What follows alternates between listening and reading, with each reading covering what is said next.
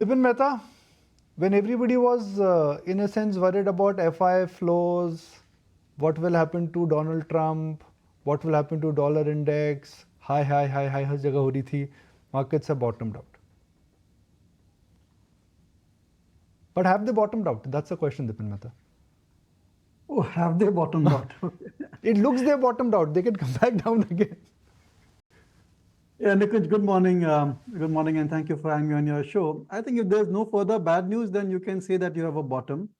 But we live in dangerous world and interesting times, so there could be any blowout at any point of time anywhere in the world, which may impact the sentiment. But all the bad news so far that has got discounted, and some of the concerns around slowing growth, they also have been gradually addressed. So I think that we should see improvement in markets from this point on. And the focus should be on India growth stories or domestic oriented businesses, because this Trump tariff is still remaining a big kind of a sword on a lot of industries which are externally focused. So I would say that maybe the worst is over unless there's additional bad news. And certainly investors should raise their exposure to equities. So Dipan, the obvious next question is, where within the equity pool would you raise exposure?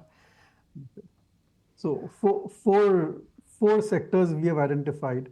First is banks and NBFCs, more preference for NBFCs than banks.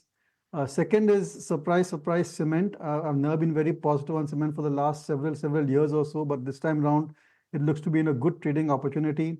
The third is retail, especially specialty retail or tier 2 retail companies. And last is engineering construction companies, the likes of Larsen & Toubro, Afcons, ITD cementation, those kind of stocks. So these are the four sectors where we want to be an overweight. In fact, I think investors can have 70-80% of their portfolio within these four sectors. And that can, I would say, high degree of then outperforming the broader indices or some of the other benchmarks. That's quite interesting that you say cement, Dipan. So again, what within cement? The largest of the players, or would you say, have a basket approach? No, I think the two cement companies are really interesting at this point of time, ACC and Ambuja. And the reason for that is that I think amongst all the cement results which came for December quarter, they had the best in class.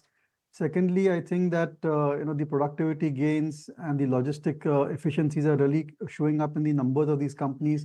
And they're very aggressive when it comes to M&A as well. So I would say, and valuation, most importantly, is, would say quite reasonable. So I would put a preference for these two companies. I think risk return profile also is quite attractive. Okay. If you like this video, then like, share and subscribe to ET Now.